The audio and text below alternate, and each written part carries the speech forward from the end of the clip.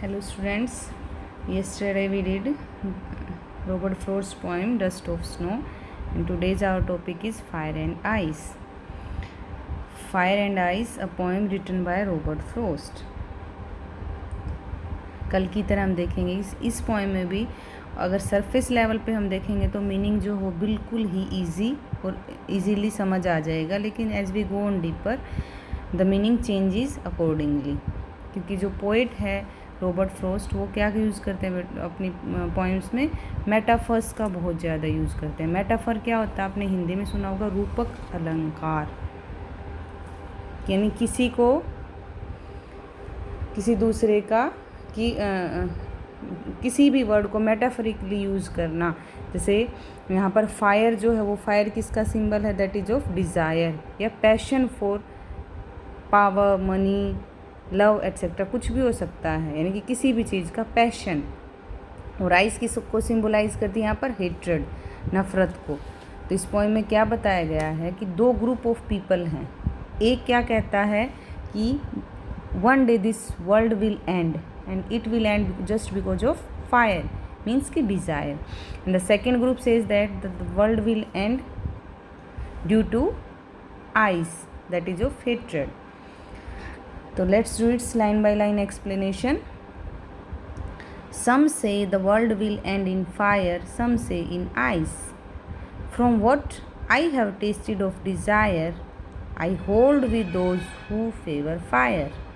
Poet क्या कहता है कि कुछ लोग कहते हैं कि द वर्ल्ड विल एंड, ये वर्ल्ड कैसे ख़त्म हो जाएगा, इन फायर, यानी कि फायर की वजह से, आग की वजह से। यहाँ पर आग, फायर किस चीज़ को सिंबलाइज करता है, डिज़ायर, यानी कि जो इंसान के अंदर हद से ज़्यादा विलिंगनेस है, चीज़ों को पाने का पैशन है, उसकी वजह से वो एक दूसरे को मार डालेंगे और ये वर्ल्ड ख़त्म हो जाएगा।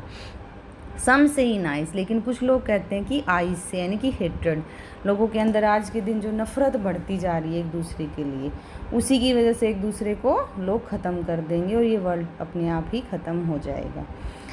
From what I have tested, यहाँ पर आई किसको रेफ़र करता है, आई स्टैंड्स फॉर रॉबर्ट फ्रॉस्ट। तो रॉबर्ट फ्रॉस्ट क्या कहते हैं कि लेकिन जहाँ तक मैंने डिज़ायर के बारे में सुना है, यानी इच्छाओं के बारे में सुना है कि ह्यूमन बींग्स के अंदर कितनी ज़्यादा पैशन है चीज़ों के लिए, उसको देखते हुए मैं क्या किसके साथ खड़ा रहता हूँ, आई होल्ड विद दोज, मैं उन लोगों के साथ के फेवर में हूँ हु फेवर फायर, जो कहते हैं कि ये वर्ल्ड किससे ख़त्म हो जाएगा, फायर से या डिज़ायर से ख़त्म हो जाएगा।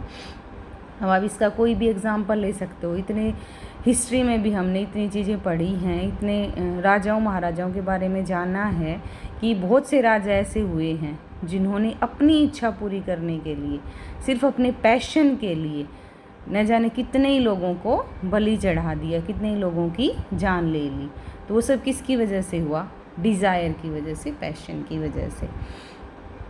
But if it had to perish twice, फिर पोइट बोलते हैं कि अगर दो बार वर्ल्ड के ख़त्म होने की बात की जाए तो आई थिंक, मैं सोचता हूँ, I know enough of hate, तो मैं नफ़रत के बारे में भी बहुत अच्छे से जानता हूँ, to say that for destruction ice is also great, तो मैं कह सकता हूँ कि डिस्ट्रक्शन के लिए, to destroy this world, ice is also enough, यानी कि हेट्रेड भी उतना ही रोल प्ले करती है जितना कि डिज़ायर, एंड वुड सफिस, और ये बहुत मेरे ख्याल से सफिशिएंट होगी इस वर्ल्ड को ख़त्म करने के लिए, इसको डिस्ट्रॉय करने के लिए।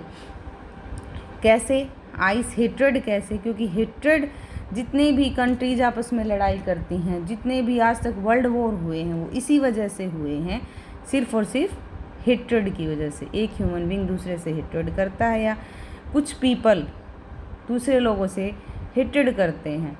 इसी नफ़रत का एग्ज़ाम्पल हम अपनी सिंपल से सिंपल ज़िंदगी में भी देख सकते हैं कि किस तरीके से छोटा सा ज़मीन का टुकड़ा है, उसको पाने के लिए भाई भाई को मार देता है, किस तरीके से अपने समाज में, अपने सोसाइटी में एक दूसरे को ख़त्म कर देते हैं। तो ये सब किस लिए है, ये डिज़ायर, पैशन, चीज़ों को पाने की चाहत और नफ़रत की वजह से ही है, जिसमें इंसान, जिसके अंदर एक्सेस में डिज़ायर है, उसी के अंदर हेट्रेड भी बहुत ज़्यादा बढ़ जाती है। तो पोएट इस पोएम में क्या बताते हैं कि फायर और आइस यानी डिज़ायर और हेट्रेड दो ऐसी चीज़ें हैं जो इस वर्ल्ड को ख़त्म करने के लिए इम्पोर्टेंट रोल प्ले कर सकती हैं। इस पोएम के थ्रू पोइट हमें मैसेज क्या देना चाहते हैं, वो सिर्फ ये नहीं बताते कि यह नफ़रत और ये सब ख़त्म कर देंगे, इसके थ्रू कहीं ना कहीं एक हिडन मीनिंग छुपा हुआ है। और वो हिडन मीनिंग क्या है कि हमें क्या स्टॉप करना है। We have to limit our desires and we have to stop to hate each other, कि अपनी इच्छाओं को हमें लिमिट करना है और एक दूसरे से नफ़रत जो है उसको स्टॉप करना है। इन दो चीज़ों के ख़त्म होने से ही ये जो वर्ल्ड है ये एक बहुत ही ब्यूटीफुल प्लेस रहने के लिए बन सकता है, अदरवाइज़ ये दुनिया इसी तरीके से ख़त्म हो जाएगी।